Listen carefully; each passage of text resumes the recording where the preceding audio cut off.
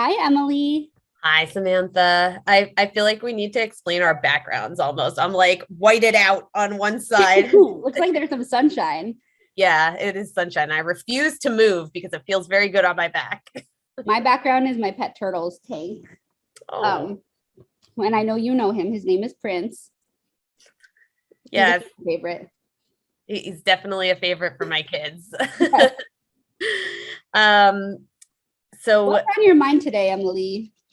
today, on my mind is the relationship between humans and technology, which is like, of course, the thing that's always on our mind, no doubt. But as I was telling you earlier, my relationship to technology went through the ringer over the last like 6 to 8 months when I really felt technology was working me over. I was not getting it for a long time, and it was very hard on my ego and on my confidence.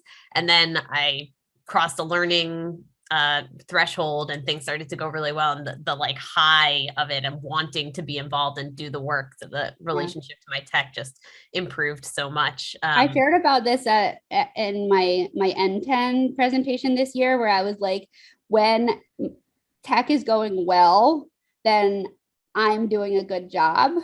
Mhm. And I must be good at my job. And when tech is not going well, then like I must be a failure. And I really just I've been really trying to be like I am different from my technology, and like part of working with technology is that it doesn't always work, but that doesn't mean that like I'm a failure. Yeah. Well, first off, that's an incredible framing. And it's so much more eloquent than what I tend to start off any of my spreadsheet trainings with, which is like, remember, computers are stupid. They Mm-hmm. follow this set of rules, and that's about it. And you are smart and have critical thinking and problem solving. So you can definitely work this computer over. But when that door is shut, I guess, to seeing the rules of the game and the rules that the computer is following, it can be impactful on you. Mm-hmm. Yeah.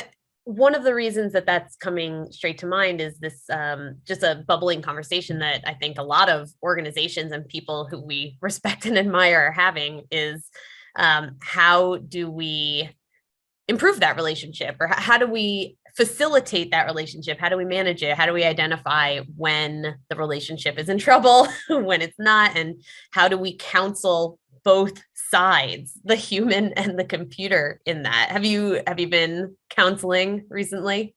I'm trying to think. I mean, I did have a thing last night when I was working on getting an email integration set up. And so I was filling out this form, being like, I'd like to be on this fake email list, and then trying to see myself actually be added to the list and added to the database that's connected to the list. And I was like, why isn't this working? Why isn't this working? And I realized that it's because there were validation rules that were preventing the contact from being created, but I didn't get an error. And so it was really hard for me to unwind like why the contact wasn't being created. And I was just like, why? This is so frustrating. Why isn't this app working? I thought I knew how to do this. And Mm-hmm. then, of course, the like, I'm supposed to demo this tomorrow. Like, why did I leave it to the last minute? I thought I had it working, like da da da da, like all of the like self-doubt and stuff. And then I was like, and this gets back to what you were saying before, Emily, is like the validation rules are choices that we made. Like the Mm-hmm. system doesn't really care. We just said, don't make any contacts that don't have a state. And then I tried to make a contact that didn't have a state, because why would you put your state in when you're signing up for an email? So there was no error. There was no It was error that acting popped that as the computer expected based on maybe expectations you had built in previously. previously. So it just like it just made me think a lot about like, well, how like in when you're thinking about integrations, then like the integration doesn't really know what it's getting into on and it Mm. has to follow the rules, but like I wasn't thinking about the rules, I was only thinking about the integration, and I was like, it should pass right through, it should pass right through, why isn't this integration working? um and so it just made me think more holistically about all of the rules in the data flow. um and it also made me curious about why we have this rule, right? Like originally we wanted to know people's state because we wanted to be able to visit them if we were going on a fundraising spazier. But if the general public is signing up for your email list, you're probably not going to visit every one of them. So maybe it's a different contact type, but then it's just like, oh, right, like we're adding functionality that we want, and it introduces all of these new questions about like, what were we doing before? And does that still make sense? And yeah. but that is the like juicy goodness of setting up these technology things. Like it's not really a technology problem. At the end of the day, it's all about like, well, what do you want? It depends. And that's why it depends is like my favorite phrase in the book. Yeah. And I think we use like problem and broken or not working, and it's really easy and common to use that language, but it's typically there might be something broken, but more often I see it's something like you experience, that the set of expectations that we go into as part of the relationship is off for a variety of reasons. And I had this expectation, right, that this integration was going to bypass all of my contact rules. Well, I might want it to bypass my contact rules, and I could probably configure it to do that. But the system might have been right that it should have rejected those contacts, because maybe at the end of the day, we really do want all of our contacts to have a state. There's something in there. There's something in there about like a real relationship. Like my partner has to like all of my friends and get along with all of my friends, or else I cannot get along with my partner. No, exactly. And I'm like not sure at this point in this moment at 11:15 if we want all of our email people to have a state. Like I don't know. I'm gonna have to talk to my team about it. And so like I feel like that's like the beauty of it. And in this discrete example, I didn't get too frustrated, but like those are the kinds of things where I can just be like, I'm terrible. Like I can't figure this out. Yeah. And I think that's one reaction, valid reaction, because we put a lot on ourselves. Even if we look at it, really break it down and say, no, it's not, that's not how I wish I reacted. But I think on the other side, you can also, it's so easy to blame the technology. And normally I would, right, and just be like, it's bad technology. Why doesn't it have an error handler? Why doesn't it show me the contact validation rules and say, hey, you already have some contact validation rules. Do you want to like take another look at them before you set this up? I mean, that would have been like a more evolved technology, but that's the beauty of having a system that you could write in to the developers and say, can you please put this in? Because I hit this, and I bet a lot of other people would hit it too. Yeah. And there's other things that can stop contacts from being created, right? Like duplicate rules, validation rules, probably other things that I can't think of right now, but those are two common. Anything. Yeah. It could be a lot of things. Yeah.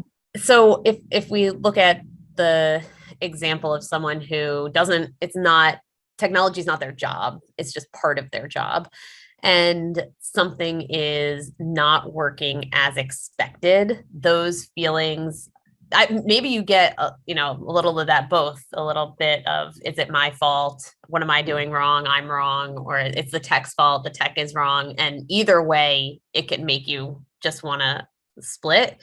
So I'm thinking of ways that to facilitate that relationship, and actually splitting is one of the ways I often advise people to manage it, but just to like get to your I hit a wall limit, right? When you're about to throw your computer at the wall and say, now it's time to step away for at least an hour and then come back to this, question. Yeah. Because even in that time, I think you can get back the potential of asking for help. Whereas comes a certain point, especially if you wait till the day before, where you feel like I can't ask for help. It's too late, or I don't want to ask someone at this last minute. And then it gets even harder. So I really like the stepping away, like taking a little breather and letting emotions simmer down, and also bringing in others to help assess the situation. You asked like 30 seconds ago one of my favorite questions, which is, what do you do if your technology isn't working the way you expect it to?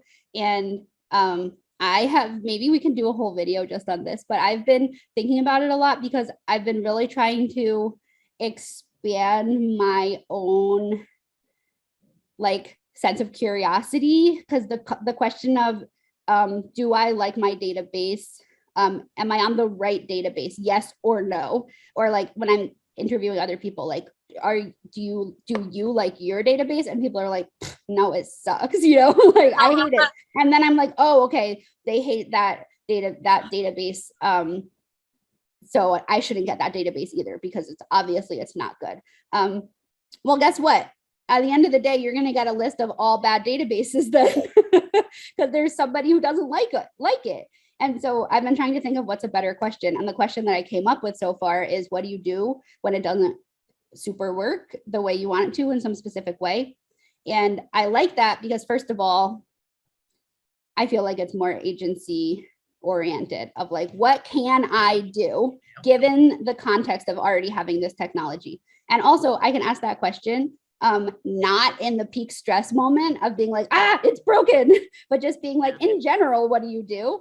And that'll help me understand the relationship between people and technology, instead of, is the technology good or bad? And it can lead to all kinds of great, like, I don't know, I open a support ticket, I go to a forum, I ask a friend, I recode it, you know, I'm like, I watch YouTube videos, like I find out if other people have the same problem as me, right? Like there's so many things that you can do. And it might mean at the end of the day that you need to move to a different kind of database or just a different brand. But like, I think 99% of the time you don't have to. Yeah. It's like, how do you break up? Is it, do you to stick with it and work on it, or do you break up in relationship terms? And I think what I hear you're saying is, if you work on it a little while, for the most part, you'll be able to stick around. And then there might be those times where you find that you can't. So that working on it part, that's so key. And I think the framing for that working on it, having that kind of light at the end of the tunnel of it's okay. It's not that I won't be able to have the impact on the world that I want to have because I couldn't solve this, or I couldn't work on it, or I decided to break up. The way that you as a person can continue to have relationship with technology, that I don't want that impacted negatively by the process of managing your relationships. And I think that the more that we do it, the more you get practice at it, the more you have, you know, other folks doing it with you, the more that you get into a cycle of that reflection and managing, and then coming back to the table with new and fresh ideas. So in conclusion, what I'm hearing from you is that you might have to change. This is a throwback. Are you ready? You might have to change your Facebook status from in a relationship to it's complicated, but you're still in a relationship. So yeah, I think it's really, really key, actually, first off, for everyone to say that I am in a relationship with my technology. And some people, you know, we get that, understand it, and if we've been talking about it forever. But for some people, that's the first time, you know, to really acknowledge and say, this is a part of my life that's staying. And I think it's easy sometimes to say there's work technology and there's life technology, and I'll put a little more like effort into getting my Facebook to work or something else to work than my work technology, because that should just be magic.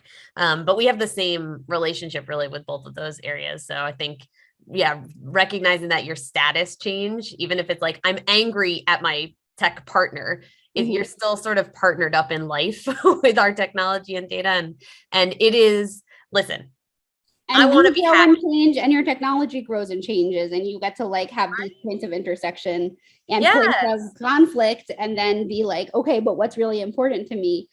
These are all good things in life. And being happy is really important to me, and I don't want to be in conflict with my technology. There's going to be those times, but what I don't want is like negative, resentful feelings that just bubble up until somehow I say like, okay, and now I'm going to be a recluse and I'm never going to use a computer, and people are going to, I'm going to become a Luddite. That's the like single, that's the like Emily is now single on Facebook. Yeah, exactly. It's just the face. You have your last post was from 2015. You're gone, even if you have stayed on the platform. Yeah.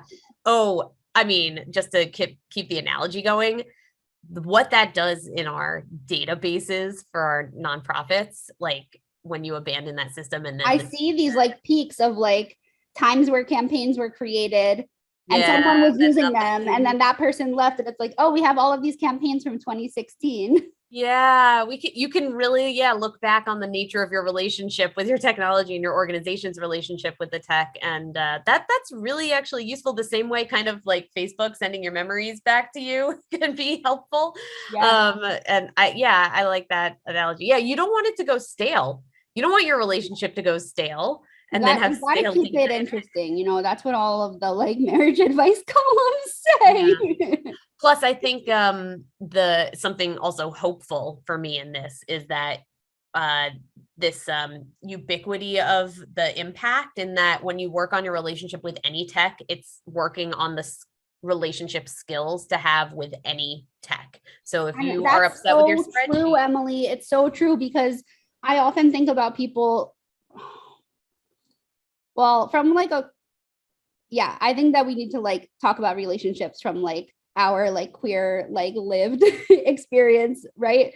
Because sometimes the whole is like there another way? Oh, there's marriage another way to do relationships technology as a queer. My that bad. can be like a turn off for me. But I really like where we're going with this, and I think about like people who are like serial monogamous who are like, I'm gonna dump them and then I'm gonna like date this next person, and you have the same problems. And I think that oh my god, that's so true with databases. Like under capitalism we have so many brands of data and technology tools. Like it's like, is Asana better than Trello? I don't know. Like, is Basecamp better? I don't know. Like they all seem to do the same thing. Like I've been on all of them and they're fine. And so it's like you have to decide if you want to dig in and get comfortable and uncomfortable with a tech platform. Yeah, and there's different relationship skills and approaches needed for like your monogamous. If you're like, we are the one system, we have one system and it all goes into one system and that's it, versus your polyamorous relationships, like that, to have different systems, you're going to have different reactions. There's going to different situations. And you know what I really love? My favorite word, compersion, which is like positive jealousy when other people have great systems. And I'm like, oh, I love that. Positive jealousy. Okay, kind of like you see the good and you want to get there. Yeah, I'm like not jealous if somebody is like having a side boo with Trello. I'm like, I'm so happy for you. That's really cool. Yeah. In fact, actually, yeah, side booze with spreadsheets, you know, the way we used to call them shadow systems in some ways, but like side booze, I actually like this idea. You have to talk amongst yourselves about what you're comfortable with, right? Your comfort levels, and you have to keep talking about it. I can't over anthropomorphize this concept. We really, I think, want to get straight about or get queer about the fact that we are in constant relationship with technology in general. And let's zoom it into like nonprofit data and tech, because that's really important technology. It is the stuff it's part of the work to make impact in the world. So it actually holds weight. And I think that the relationship part of it, yeah, we should respect that too. And make it a happy one. Work on your relationship with your technology. Your love life. Forgive your technology. Always be forgive graceful yourself. with your technology. Dedicate time. Take your technology out on a date and be like, I'm going to set aside this time for me and my technology. Tell it some hard truths. Tell it where your boundaries are. You know, yeah. That's what I do with Outlook calendar. I'm like, Outlook calendar. We got to talk. Yeah. And by the way, like, let's just be honest. Once you know the rules, like tech is way simpler than a human partner. It will be like once you get past like the human part of it, like, and get down to just the dumb computer part of it, then you really have all the power in the relationship. So true. Yeah. Thanks for a fun chat, Sam. That was fun. All right.